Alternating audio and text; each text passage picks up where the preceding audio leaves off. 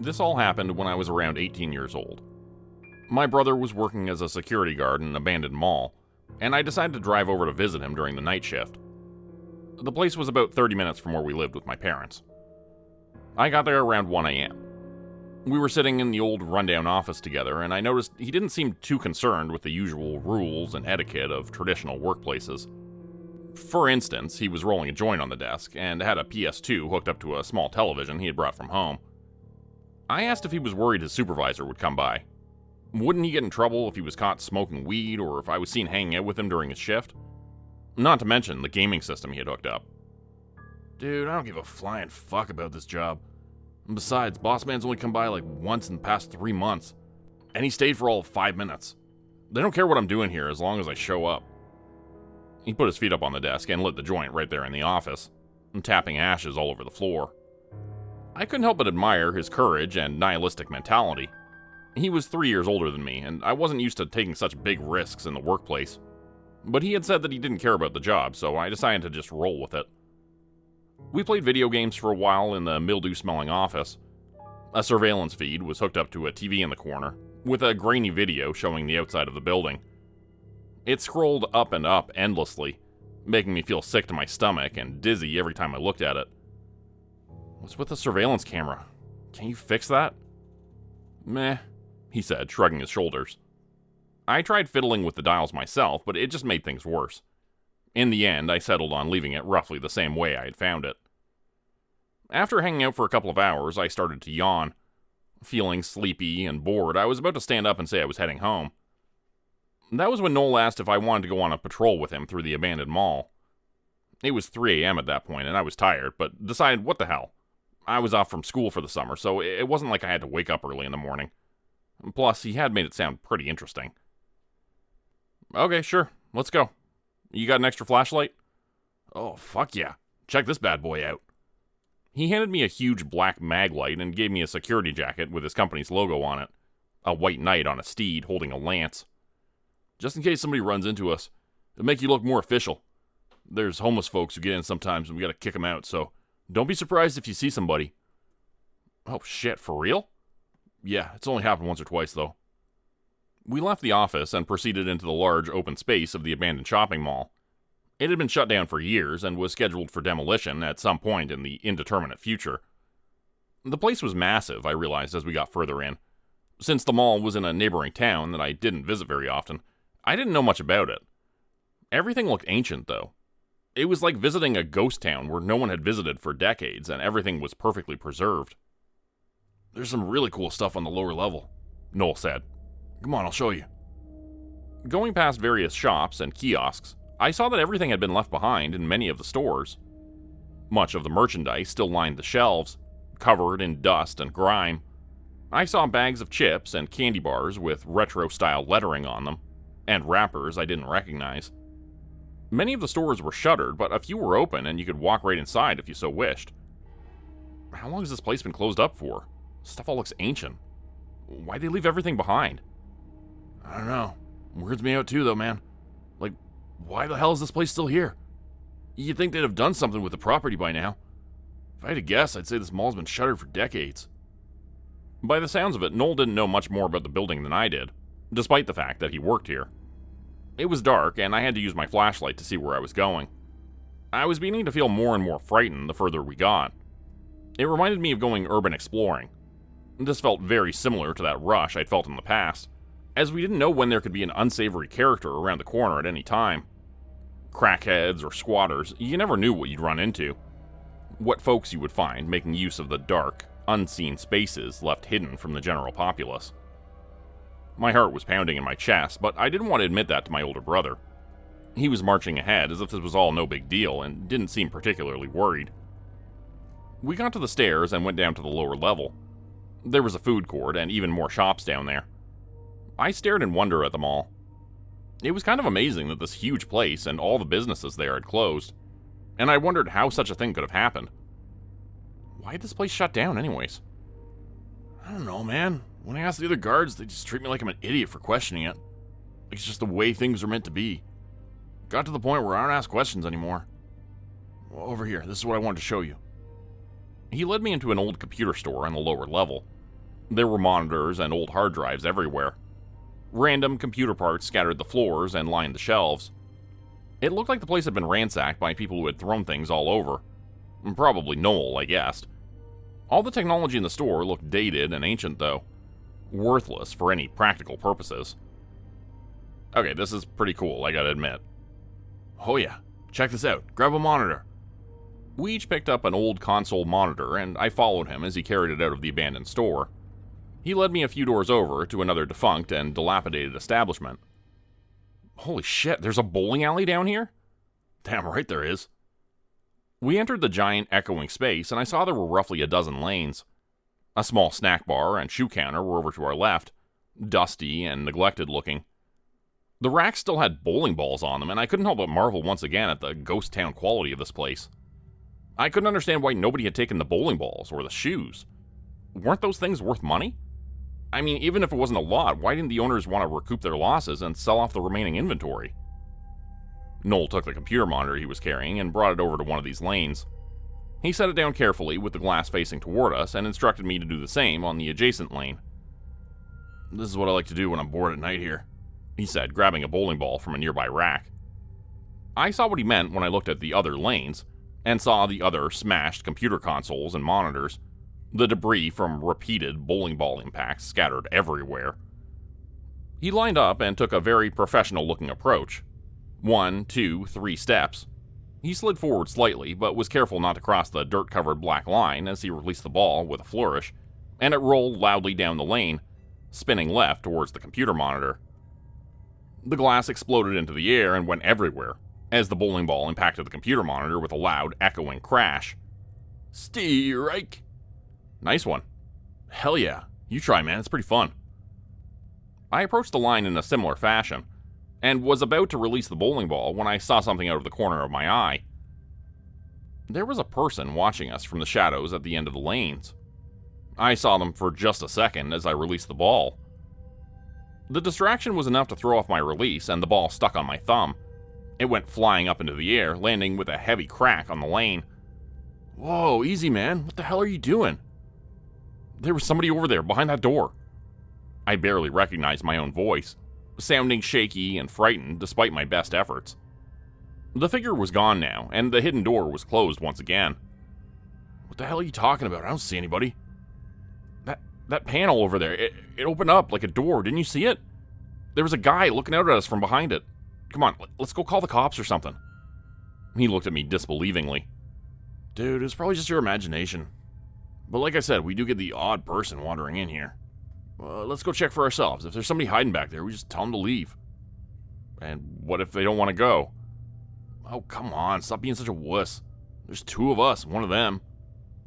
He started walking down the lane towards the camouflage door at the end. I guessed that it was where the bowling alley workers would go through to get to the pins and fix problems if necessary. There was probably a squatter back there, by the looks of it. We had likely woken him up with our loud ruckus. I showed Noel the panel, and sure enough, there was a hidden latch that I managed to find with my fingers after a few moments of searching. We opened it, and I allowed Noel to go first. This was his idea, after all. And we went into the hidden maintenance area. There was a very narrow corridor perpendicular to the lanes with access to all of the pins. It was dark, and I couldn't see anyone hiding. Not that there was anywhere to hide, I realized. The space was very minimal. And then I noticed another door. It was narrow and short, with a doorknob that was much lower than typically seen, right around my knees. One would have to duck to go through it as well, since the top of the door was only about 4 feet off the ground. Weird, I said, walking over to it. I felt strangely drawn towards it.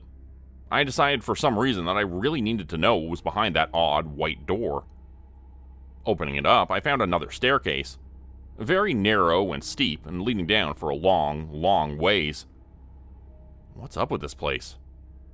Man, this is so fucked up, Noel said. He pushed past me and ducked down as if he were about to go through the strange, undersized door and down the stairs. My heart was pounding in my chest, and my rational mind was screaming to stop him. And yet another, more overwhelming voice was overriding that one, and telling me to go down there with him, to see and explore the depths beneath this place. Noel's foot hovered over the edge, and he was about to take a step down. Then he stopped. What? You feel it too? Feel what? Like, you have to go down there. I almost feel like I can't stop myself right now. Why do I want to go down there so badly? Yeah, I feel it too. Let's go back. This is weird. It was a struggle to get the words out, and to turn around was even more difficult, but I managed to do it. When I spun around, I saw a short, squat figure standing behind me in the dark corridor. He had pointed ears and was smiling at me with a mouth full of many sharp little teeth. He was dressed all in black and wore a hood. His lips and the lower half of his face were that of a man with a beard, but the top half of his face revealed that to be only a mask. That part of the facade was missing, like a Phantom of the Opera mask in relief. From the cheekbones and nose up, there was nothing human. Giant blue and pink worms made up the rest of the humanoid creature's face. They squirmed and wriggled around his huge mosquito eyes, and in and out of his skeletal, fleshless nose. Looking at him was like laying eyes on a nightmare while awake. It was unsettling and wrong. It felt awful and hurt my mind, causing a break there.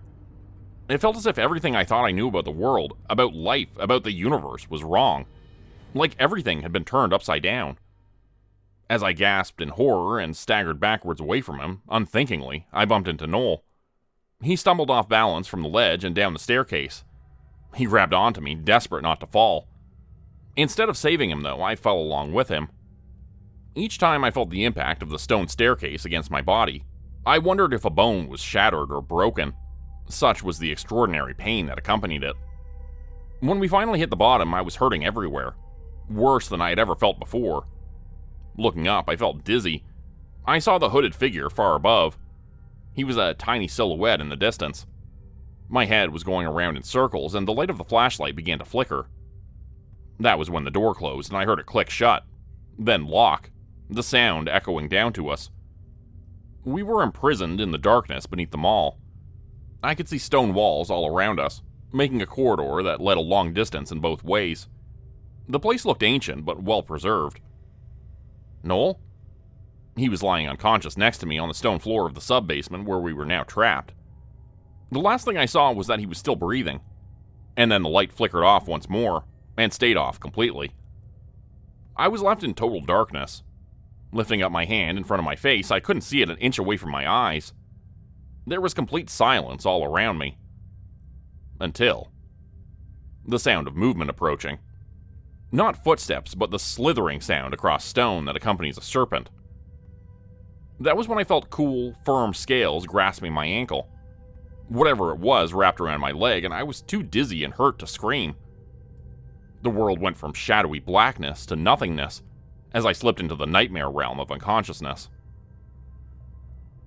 When I awoke, everything was bathed in an eerie blue light. I saw Noel was laying next to me, stirring, and looked like he was about to wake up as well. We were in a huge underground chamber with tall, vaulted stone ceilings high above us. The place appeared ancient. I saw strange hieroglyphics on the walls and towering arches. A massive pool of water was right in front of us, and I saw that was where the blue light was emanating from. Deep within that body of water, a light shone up from the bottom. Noel opened his eyes as I was examining our surroundings. He sat up slowly and looked at me in disbelief. "What the hell happened? Where are we?" Then everything came back to me. The man with the giant worms crawling in his face, falling down the stairs, and the sound of snakes coming toward us. The thing grabbing my ankle had apparently brought us both here. I brought Noel up to speed. "Oh man, what the fuck? Are you serious right now?" "Unfortunately, yeah. Let's get the hell out of here. I don't like this place one bit." We began to rise groggily to our feet when the ground started to shake. The stone floor around us began to crack and heave and sway. I looked down and saw the ground beneath our feet was covered in ornate, finely carved symbols and hieroglyphics. One of them in particular caught my eye. It showed a pair of men beside a large pool of water. The next image showed tentacles emerging from the pool. And the next panel showed a huge, squid-like beast rising from the water. The men were ensnared by the great monster, and then finally they were consumed by it in the last image. Oh fuck, let's get out of here. I managed to get to my feet despite the shaking ground, and avoided falling down a spreading gap created as a crack in the stone floor began to spread. We tried to run, but were thrown to the side and fell, off balance, to the floor again. Something grabbed Noel. A tentacle from the water lashed out at him and wrapped around his ankle like a lasso in an instant. He screamed as it dragged him to the edge of the water. I reached out to grab him an instant too late, and watched as his fingernails dug into the stone floor, snapping and breaking off as his shrill cries of terror echoed in the chamber. His broken fingernails left white marks in the hieroglyphics, and I watched in horror as he disappeared off the edge into the water, his face a frozen scream. I heard the sound of crashing waves and saw a form beginning to emerge from the blue-lit waters. Rising from the giant pool was a behemoth, unlike anything I had ever seen. It was a monstrous squid with hundreds of tentacles, of various lengths and diameters that squirmed and slapped angrily at the water.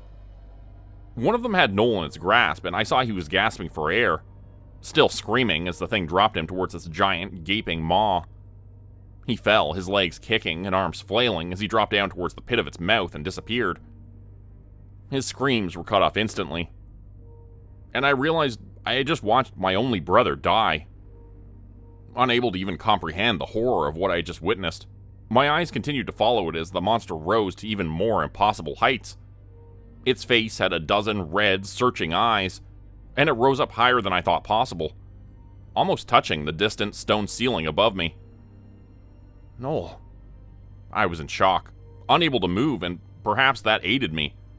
I wondered later if the creature's vision was limited to movement, because the second I turned and began to run, the beast spotted me instantly. I heard the sounds of tentacles slithering toward me like giant pythons, and I raced towards the door leading out of the chamber. There appeared to be a torch hanging from the wall, and I grabbed it and dashed out into the adjacent corridor. It didn't occur to me at that moment to wonder who had lit the torch, but I would find out soon enough. My feet slapped against the damp stone floor as I raced down the hall and away from the creature. I had no idea where I was running to, only that I had to escape the place. As I neared an intersecting hallway, I heard the low, rumbling sound of chanting voices. The flickering shine of a candle against the wall signified someone's approach. Skidding to a stop, I halted just in time, as I saw a procession of hooded figures pass through just ahead. They did not even glance at me, just continued their march. Each of them held a torch, and I saw they looked just like the man from the bowling alley. The top halves of their faces were consumed by giant worms. The bottom half were those of men's faces, with long, flowing beards. I covered the flame of the torch as best I could with the large security jacket Noel had given me, turning away from them. I guessed that they didn't see me in the shadows, and continued to stay quiet until their low, rumbling chants were no longer audible. Once I was sure they were gone, I ran down the way they had come from, thinking it might lead me out. And either way, I wanted to get as far away from them as possible, so I went the opposite direction they were going. I ran right down another corridor, and after running that way for a long while, I chanced upon the staircase we had fallen down. Running up the steps as fast as I could, I found the door was still locked at the top. There was no other choice but to try to break it down. With no real space on the top stair to take a running start, it was difficult to knock the door down, but I tried. I rammed into it with my shoulder again and again until it hurt like hell, and then I switched to my other side. Nothing I did made any difference. The door was solid. I screamed and banged on it with my fist desperately, hoping someone would hear and let me out. Panic thoughts were running through my brain, and all I knew was that I had to get out of there at that moment. My heart was pounding in my chest, and I was covered in sweat, shaking and terrified, hammering on the door over and over again. Then the sound of low, rumbling chants came from the bottom of the stairs, and I saw flickering candlelight coming from down the hallway, drawing nearer. My cries for help rose in pitch and volume as I banged on the door once more, jiggling the handle and doing anything I could to get it open. And then I heard the sound of a key turning in the lock, and it opened, revealing a tall man wearing a security guard's uniform. "Who the hell are you?" he asked. Pushing past him quickly, I ran out of there and made my way out into the darkened bowling alley where he caught up with me. He grabbed my arm and stopped me. Wrenching it away from him, I began to scream, hysterical. "We need to get out of here. Worm people. Squid monster. They got Noel." The man in the security uniform looked at me incredulously. "Oh, for fuck's sake. Noel getting high again during work? What are you guys doing, tripping on mushrooms or something?"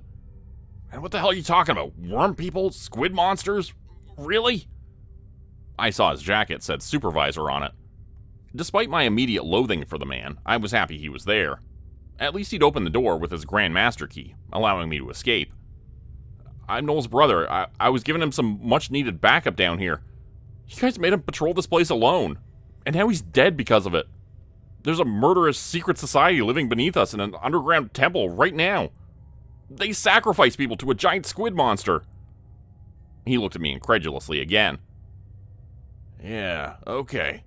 So, not mushrooms then. You on LSD? Ayahuasca? What kind of weird shit are you kids into these days? Either way, when you see Noel, tell him he's fired. The guy let me go, and I ran out of there as fast as I could, screaming in grief and frustration, threatening to sue and call the police. Instead, I got back in my car and drove home. Obviously, I couldn't sleep. I tossed and turned, trying to figure out what I would tell my parents. When the sun rose, I would have to explain to them that their oldest son was dead, killed by a giant carnivorous squid monster. They wouldn't take that well. Hours passed, and the sun finally came up. After I heard my folks had been up for a little while, I went out to the living room to tell them what had happened. At least, a version of it that I knew they would be able to accept. What that was, I still didn't know. They said good morning, and then they saw my face, and looked at me with worried eyes. I opened my mouth to tell them what had happened. And then the front door opened. It was Noel, returning from his night shift. He came in the front door looking fresh, despite what had happened. He was unscathed and didn't have a scratch on him. His fingernails were shiny and clean, healthy looking, despite the fact that I'd seen them break off as he was dragged across the stone floor of the sacrificial chamber. And that was when I knew this was not my brother. The worms beneath his skin squirmed and wriggled for just a moment, as if hearing my mind's protests and deforming his facial features. Then it smoothed out and became plain again. Noel came up the stairs and smiled, looking at me. Morning, little bro. Gotta say, I'm surprised to see you awake so early. You had a late night after all. Speechless, I stared at him with my jaw hanging down. Early bird catches the worm, my mom said cheerfully. Now, who wants breakfast? Become a channel member today for early access, bonus videos, and special emojis only available to members. Check out the description below or click the join button for more info. If you'd like another way to help support the channel, please consider joining my Patreon page at patreon.com/Jordan Group Horror. As a patron, you'll get access to bonus videos and content. You'll be credited at the end of every video going forward, and if you decide to stay for 3 months, I'll name a character after you which will be featured in a Hollow's End story. Links to join the Patreon are in the description. Thanks everyone for listening. Please like, subscribe, and comment to help the channel continue to grow, and see you again next time at 4 p.m. Eastern Standard Time. Hope you have a great night.